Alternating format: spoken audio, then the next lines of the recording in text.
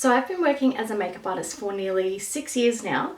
3 of those years I spent working at Mecca, which I absolutely loved, and it was amazing, and I got to meet so many different people from different backgrounds, different skill levels, who came into the store, and I got asked a lot of questions, a lot of them the same sort of things, and they're the same sort of questions that my clients ask me now. So I thought I would do a video answering the most frequently asked questions that I get as a makeup artist. So number one is, how often should I be washing my makeup brushes?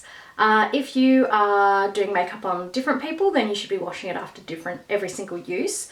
If you're doing makeup just on yourself, I would still say wash your brushes once a week to once a fortnight. The reason for this is bacteria builds up in wet or damp surfaces. So if you've got a foundation brush like this, which I've used twice now, all the bristles, they're quite moist if you feel them. Ugh, hate that word, but they are, and that's where bacteria loves to grow. So even though you might only be using it on yourself, so you're like, oh, I don't care about my own bacteria, that's fine, but the bacteria that grows in damp places is gross. It can cause breakouts, it can cause infection, and all around it's just a bit grubby on your skin. So you should be washing your brushes at least once a week. If you've got brushes like this in between use, I would suggest using a brush cleaning spray. My favorite is the Mecca Cosmetica one, Brush with Success, for Success, something like that. And you just spray it a little bit on a tissue and do that. And you'll see all the excess come off, and this is a really good way to sanitize your brushes in between uses. Next is more of a skincare question. It is, if I shave my face using one of these sort of razors, will the hair grow back thicker, more quickly, or darker? The answer is no. I've been doing this to sort of get rid of peach fuzz and sort of, you know, the little mow and all that kind of thing for about, I'd say probably 3 years now. My hair has never grown back darker, thicker, or more quickly than it would normally. So yeah, no, they work great. You're good to go.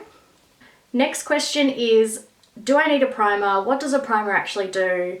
All that kind of thing. Any questions surrounding primers, really?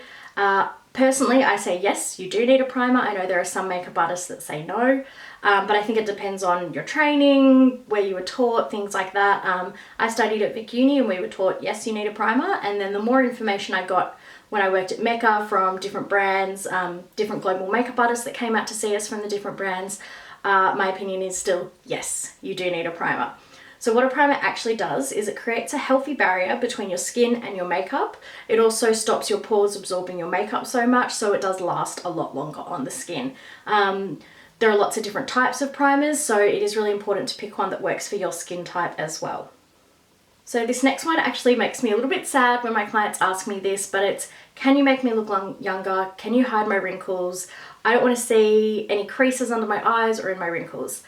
Unfortunately, makeup is just that. It is makeup. It is not cosmetic surgery. It is not some miracle magician that I can make all your wrinkles go away. Not that I think there is anything wrong with your wrinkles. I think you are beautiful.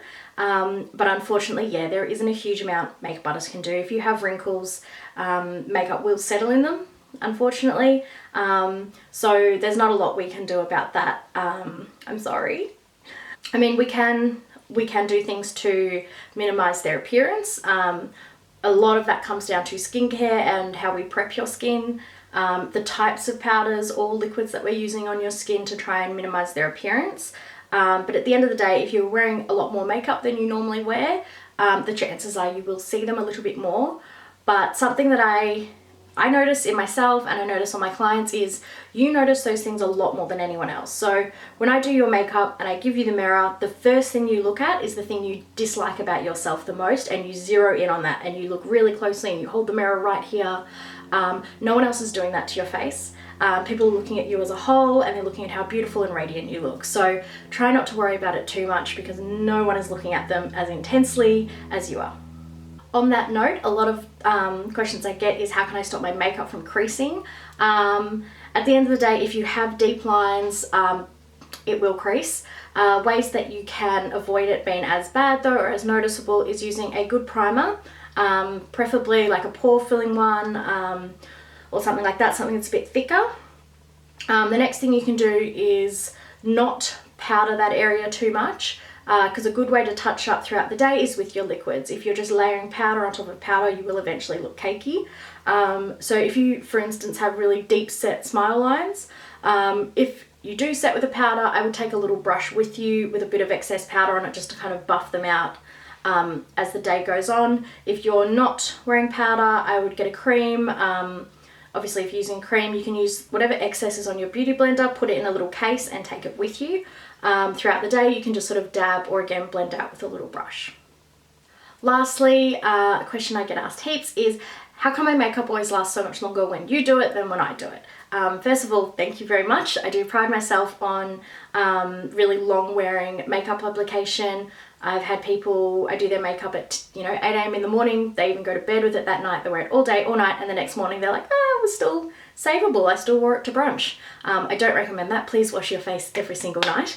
But I think it's the products I use, the way I apply them. So I always use a primer, foundation. I usually set with a powder, depending on your skin type. And I work in small layers. So I don't get a whole heap of foundation and just whack it on your face and then just blend it out. I do lots of small layers. And for me, I found that this technique really helps makeup last a lot longer. On top of that, I use the Urban Decay All Nighter Setting Spray, which is hands down the best. And I definitely notice if I forget to put it on myself, my makeup doesn't wear as well. So that's it for my most frequently asked questions video. I will do a part 2. So if you have any other questions that I didn't answer in this video, comment them, DM me, just let me know, and I will speak to you all soon.